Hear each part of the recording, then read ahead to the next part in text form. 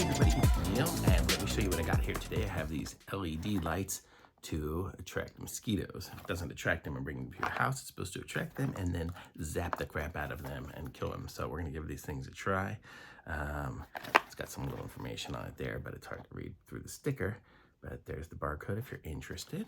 So let's open this up and check it out and see what it looks like.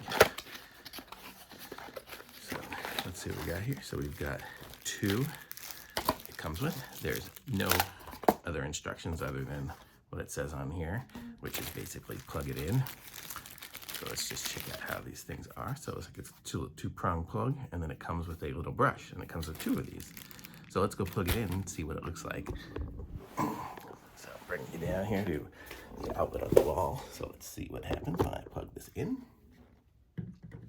And there it is. So it's got a little blue light, and I guess once the mosquito goes in there, it should zap it.